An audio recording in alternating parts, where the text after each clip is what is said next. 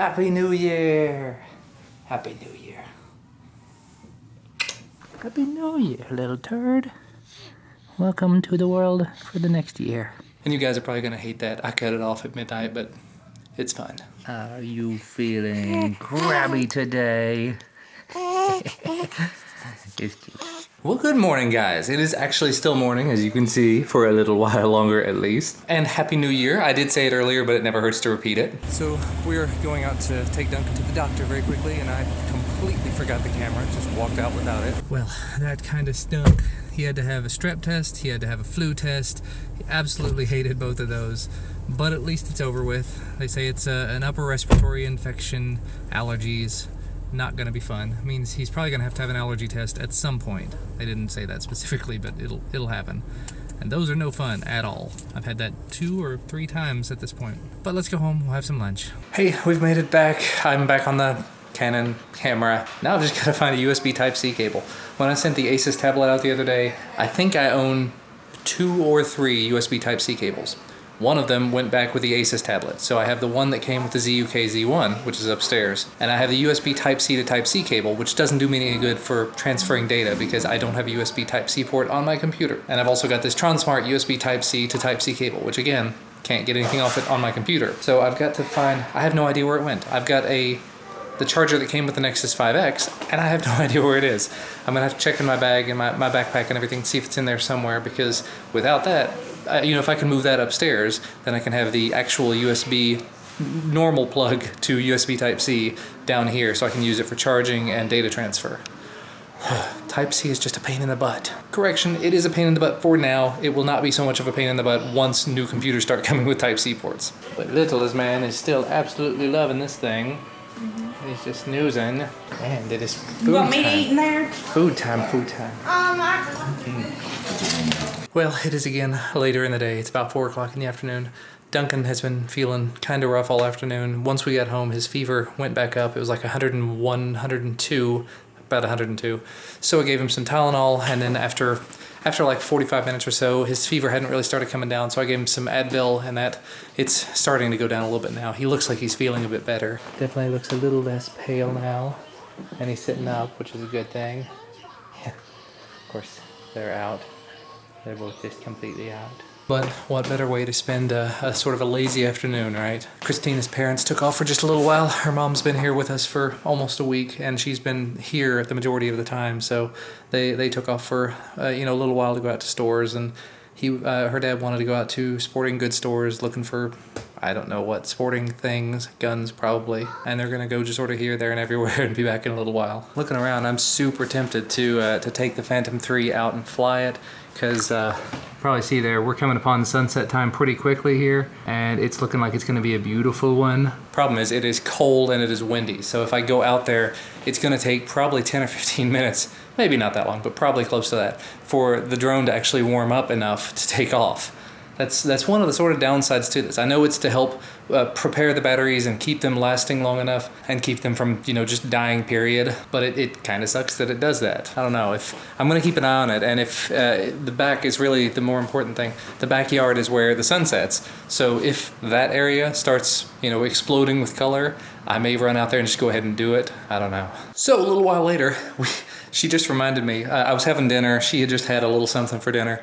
She reminded me we'd forgotten our New Year's superstitions. We're not actually that superstitious people, but there is an old New Year's tradition that you're supposed to, what is it, you do cabbage? Cabbage and fish. Cabbage and fish. A lot of people also eat, a lot of people also eat black-eyed peas, but we don't like those. No, that's yucky. They're gross. But the fish, the old saying, the tradition is that if you eat fish, you'll be swimming in money, and then if you eat cabbage, you will, what is that? Something about health? Or? No, I think it's also about money. That you'll be growing money or rolling in money. Your money will grow. I don't know. It's a silly little thing that we've done every single year for the last 10 years or more, probably. So I'm gonna run out and grab us a quick meal from somewhere, just to, a little bit of food. And he just will not stop snoozing. Hey you, wake up. Stop snoozing the whole day away. Nope, he gives up. And oh look, I'm back out on the road by myself again.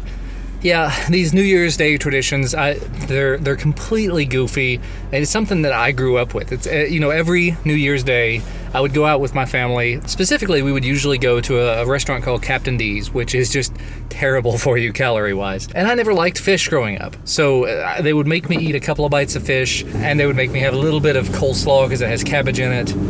But I was always more of a chicken person, so when I go there, I would get the chicken dinner. But there's more of those traditions, in addition to the ones about being able to earn money. That's actually what they all seem to center around. But the one about chicken specifically is that you'll be scratching for money all year, meaning that you'll have nothing but hard times. You'll always be, hurting for money, which sort of goes to prove it wrong because we're doing pretty fine. Although, again, I have made it a point to have at least a little bit of fish every New Year's Day. And we're running late on it, but we're still going to make sure that it happens. And I don't know why it has to be from Captain D's. I guess that's just because that's the fish restaurant that we had where I grew up. Around here, I don't think there's really a whole lot of fish restaurants either. Unless you want to go to a sit-down place. There's not a whole lot of fast food fish restaurants. There's like Long John Silver's. I think even most of those have gone out of business around here. But either way, I can go spend $5 or $7 or $8 or whatever and buy a fish dinner and split it up with Christina just so we both get a little bit.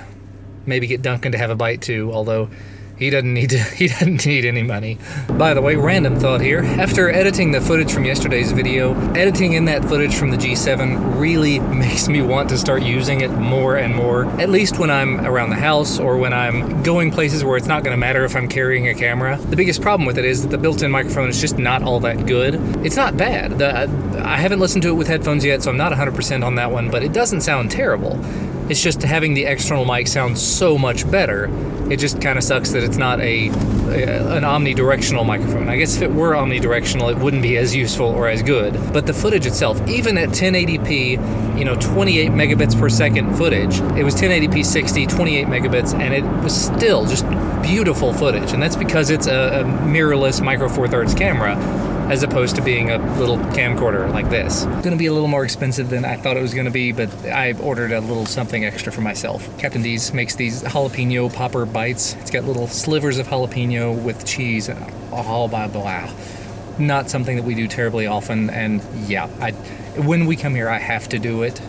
Either that or their cheese sticks, because their cheese sticks are really good as well. I am back with food, and I am hard angle. I am holding Boy. Hello, Boy.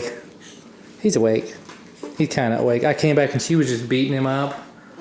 Oh, so hot. She wasn't beating him up. She was changing his diaper because he had a... Yep. So now you have had your fish. Fish. And now I have to have fish. These things. And we'll have a little fish. Oh. The fish is falling apart. Maybe this piece. There we go. We're gonna knock him. Alrighty, tradition completed. You feel better already? Mm-hmm. He didn't get his. He'll get his later, I guess. Duncan, do you want fish and cabbage? No. No? You sure you don't want cabbage? Yeah. Yeah. Oh well. Guess he won't be swimming in money this year. Did I just hear a whomp from you? It's in the next room and I heard a whomp. He looks concerned. Look. Are you concerned? Daddy. I'm horribly concerned. Here, let's turn it around. Can you see yourself? Nope, not quite yet. Look. Meeting Mr. Pooh, meeting Winnie the Pooh. Hey, the poo. We're still not 100% sure what he's able to see at this point. I don't think anybody really knows what babies can see at this point, but blue. I've heard all sorts of theories that from the very beginning babies can see things, but it's like blurs and lights and things like that. And that after a few days it becomes a little different, a few weeks it becomes a little different, so on and so forth until they can see. But I will say, I put Baby Einstein's, I think it was, on my phone. And it's a kid's thing, it's got puppets. I was watching it on YouTube and I showed it to him and it looked like he could see what was going on because he would see different characters, different figures show up on the screen and react differently to them. So he may be able to see things at this point. I don't know. I haven't looked it up, and I can't be bothered to look it up at the moment. Maybe I'll look it up before I don't know. Just finishing up watching Casey Neistat's, let me turn that down, his new vlog about the greatest year of his entire life. I'm exhausted after watching that video. That was less than 6 minutes. He did so much this year, and like I said, I'm just exhausted watching that, let alone thinking about living a life like that. Obviously, I'm not gonna, no way. Although he did say he turned 34 this year, he started vlogging this year, he had a new baby this year. Just started vlogging, turning 34 in a few months, just have a new baby. We shoot for 1 million subscribers on this channel. I would need to be a whole lot more interesting to do that. Oh well. You pinch that baby. No. Did you pinch him? Hello there. You awake? There we go. Now I can keep see him. He keeps scooting down. Had to go all manual mode on this thing. But at least I can see him now. Hello. Wide awake and happy to be here. Oh, bless you. He just sneezes so much. Bless you. Oh no, is there more in there? More? Nope. Just a happy little guy. Feeling good? Got a belly full? Been sleeping all day. Now it's time to wake up just before bedtime, right? Yeah. It's better than 3 a.m., right? True. Yeah, keep him awake for a couple of hours and then let him zonk out for the night. Be glad that I cut that clip as short as I did there. Right after that, he threw up. It was spit up. It's what babies do, but it was an awful lot. So just be glad that you missed that. But I did decide to take the opportunity to go back to the G7 for just a little bit. Gotta spend just a little bit of time in manual mode with it. Pushed everything maximum to its limits to see exactly how bright I could get it to be in that very, very dark room, because we only had like 1 or 2 lights on in there. And it looked like it did pretty well, surprisingly well. With a better lens, with like an f2 or an f1.8 lens, that thing would be just absolutely ridiculously amazing. Wow, doing a side-by-side comparison, this is footage from the Vixia Mini X, the camera that I'm using right now. That is footage from the G7. Wow. You know, this one does not have a whole lot of manual configuration options. I leave it in program mode, and there's some exposure settings you can change, but not much. And it's got, you know, just a fixed lens. Again, you can't really change it. But with this one, manual mode, it was like f3.5. I can't remember the shutter speed, but it was ISO 6400. And, you know, getting in really close, you can see there's grain to it. It is grainy, but it's ISO 6400, and it's bright. Whereas this is more true to what it actually looked like in the room. Because I have the manual mode, I was able to actually bump it and really, really make this pop. And that's just the video file. That literally was just pulled off of the camera. I have not had any processing or anything done to it. What you saw earlier in the video here is how it looked coming out of the camera, other than the fact it's going to be recompressed to go into the video and then recompressed up on YouTube. That happens. Really, really impressive camera. I mean, boggles my mind every single day and makes me want to try to figure out a way to use that as a primary camera for vlogging, as well as, of course, for the main tech YouTube channel stuff, which I'm gonna see if I can do that one way or the other. Because, you know, with these lights, it really don't matter that much what lens I'm using, and honestly, the closer I can put myself to the camera, the better it's gonna look because of compression and bokeh and everything, as long as I don't leave it in autofocus mode. We've learned that lesson very quickly. Autofocus is a no-go on that. Well, Christina was having some trouble getting Ellis to go to sleep, so I had a quick diaper change, and I think we're gonna just sort of hang out here in my office, watch a little bit of Captain Sparkles, maybe try to edit a little bit more video, and see if I can get him to conk out pretty quickly. He is looking at me with an awful lot of concern, so I don't know if he's gonna be going to sleep anytime real soon. But I suppose we will see. We'll just give it a shot. Normally, if I put him in my arms like this, after 3 to 4 minutes maybe, he is just zonked out. And then after another 5 to 10 minutes, he is really deep. So I can just carry him upstairs, plop him down in his little sleeper thing, and he'll be gone for hours. Alrighty, well, Ellis decided it was time to have a little bit of food, so he is actually upstairs with Christina now. I've switched back over to the G7 because pretty footage. But I'm probably going to go ahead and wrap things up there for today. I've got most of the vlog edited, but I still have a little bit more to do, rendering and uploading and whatnot. I'm also going to try to, I've got so many videos that are already on my computer that I've started working on that I need to go ahead and get the edit started on to see how much more I need to film of them so that I can start prioritizing all of that, because I have videos that I can almost finish up at this point. So I'm going to probably start doing that while I have the TV over here. I've been using my whole setup today, the whole thing. So I've been using the main machine for work stuff, and then my you can't see it. I'm pointing at stuff. I've been using the 42-inch TV on the wall as media console. So I've actually watched 3 Captain Sparkle's videos, the 2-hour live stream type videos at 2 times speed while family was doing family stuff or while they were sleeping earlier. So I've been taking full advantage of this and absolutely loving it. 4K TV, even though it's only playing at 30 hertz, 4K still, it looks really, really nice. Even though, again, the Captain Sparkle stuff is only 720p, I don't care.